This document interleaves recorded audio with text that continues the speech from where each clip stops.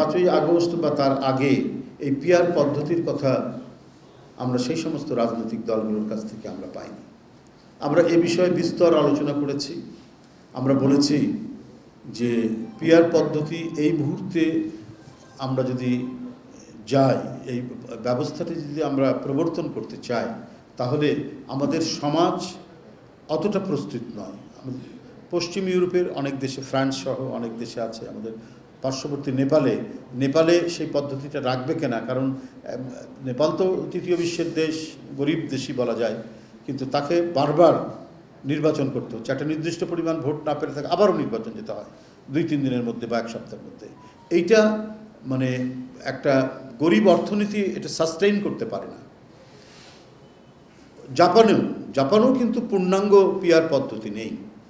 আমাদের এই দেশের মানুষ এখনও এই ব্যবস্থাটির সাথে পরিচিত নয়, 1 নম্বর। 2 নম্বর হচ্ছে আমাদের সমাজ ওই স্তরে নেই যে স্তরে পশ্চিম ইউরোপের সমাজ দীর্ঘদিনের গণতান্ত্রিক তাদের যে চিন্তা চেতনার মধ্যে দিয়ে, তাদের যে চর্চার মধ্যে দিয়ে যে পর্যায়ে এসছে, আমাদের তো সেই পর্যায়ে আসেনি। আমরা স্বাধীনতার পর থেকে অনেকবার বাধাগ্রস্ত হয়েছে, বাকশাল হয়েছে, এরশাদের সামরিক আইন হয়েছে, আবার 16 বছরের নতুন ফ্যাসিবাদ আমরা দেখলাম। তো এখানে যে গণতন্ত্র চর্চার যে জায়গাটি, সেই জায়গাটি তো সবসময় অত্যন্ত দুর্বল থেকেছে। আমাদেরকে তো প্র্যাকটিসটা আগে বাড়াতে হবে। এবং পৃথিবীর অন্যান্য দেশেও যেখানে এটি চালু রয়েছে, সেখানেও কিন্তু আবার নতুন করে সেখানে ভাবা হচ্ছে।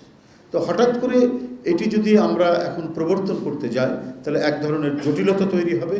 এবং আমার মনে হয় যে এখন যারা এই কথাটি বলছেন, সেটা আমার মনে হয় যে এক ধরনের জটিলতা তৈরি করা ছাড়া আর অন্য কোনো উদ্দেশ্য আছে বলে আমরা মনে করি না। এটা যদি দীর্ঘদিনের একটা দাবি হতো, যেমন বৈষম্য বিরোধী ছাত্র আন্দোলনে কোটার বিরুদ্ধে তারা আন্দোলন করেছেন, আমরা সেটি শুনে এসেছি, এটা নিয়ে অনেক আলোচনা হয়েছে অভ্যস্ত।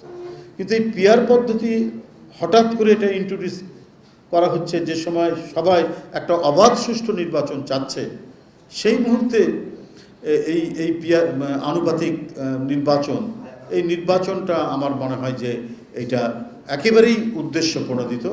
এর মধ্যে আমার মনে হয় যে অন্তর্গত কোনো স্বচ্ছতা নেই। না, আমি তো আগেই বলেছি বিভিন্ন রাজনৈতিক দলের মতামত থাকতে পারে, কিন্তু কথাটা হচ্ছে যে গণতন্ত্রের চর্চা যদি প্রলম্বিত হতে থাকে তাহলে লাভ কার? আমরা তো 5ই আগস্ট এই যে একটা মাইল ফলক তৈরি হয়েছে গণতন্ত্রের জন্য, তো গণতন্ত্র তো নির্বাচনহীন সরকার বা নির্বাচনহীন সমাজ রাষ্ট্র, এটা তো গণতন্ত্রের কোনো নমুনা হতে পারে না। গণতন্ত্র তখনই চূড়ান্ত হবে, নিশ্চিত হবে যদি অবাধ সুষ্ঠু নির্বাচন হয়, এবং যে ওই নির্বাচনে যারা ক্ষমতায় আসবেন তাদেরকে প্রতি পদে পদে জবাবদিহি করতে হবে জনগণের কাছে, সেটা নির্বাচিত পার্লামেন্টের মাধ্যমে। নির্বাচিত পার্লামেন্ট সেটা জবাবদিহিত করতে হবে জনগণের কাছে। সে যদি জানে যে 5 বছর পর আমাকে আবার জনগণের কাছে আসতে হবে, সে তার কাজে কর্মে, তার পলিসি বাস্তবায়নে বা সরকারের পলিসি বাস্তবায়নে সে সতর্ক থাকবে যাতে জনগণের কোনো দুর্ভোগ তৈরি না হয়। এটা তো শেখ হাসিনার পার্লামেন্ট হবে না বা শেখ হাসিনার নির্বাচন নয় যে এমপিরা মনে করে আর আমি এলাকায় গেলেই কি আর না গেলেই কি, আপা সন্তুষ্ট থাকলে আমরা সবাই সন্তুষ্ট থাকলেই সব কিছু হবে, কারণ ওটা তো সিলেকশন হবে। আপা যদি আমার প্রতি সন্তুষ্ট থাকে আমি এমনি এমপি হয়ে যাব। তো ডেমোক্রেসি তো শেখ হাসিনার পর্যায়ে থাকবে না বলেই তো আমাদের আন্দোলন সংগ্রাম। সেখানে অবাধ সুষ্ঠু নির্বাচন হবে এবং জনগণ যাদেরকে প্রতিনিধি নির্বাচিত করবে তারাই নির্বাচিত হবেন এবং তাদেরকে প্রতিনিয়ত জনগণের কাছে জবাবদিহিতা করতে হবে। এটাই হচ্ছে একটা অবাধ সুষ্ঠু নির্বাচন, এটাই হচ্ছে গণতন্ত্রের একটা প্রধান উপাদান।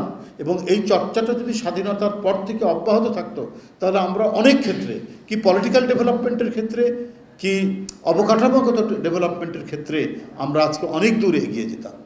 তো সেটি হয়নি, কারণ এখানে বাকশাল হয়েছে, একদল হয়েছে, এর সাথে সামরিক শাসন হয়েছে, নানা ধরনের বাধাগ্রস্ত হয়েছে সময়।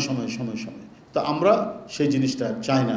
এই কারণেই আমরা চাচ্ছি, বাংলাদেশ জাতীয়তাবাদী দল যেটা চাচ্ছে যে প্রয়োজনীয় সংস্কারের তো চলছে, বিভিন্ন কমিশন হয়েছে, তারা সুপারিশ দিচ্ছেন, তাদের মতামত দিচ্ছেন, তার উপরে ডিবেট ডিসকাশন হচ্ছে।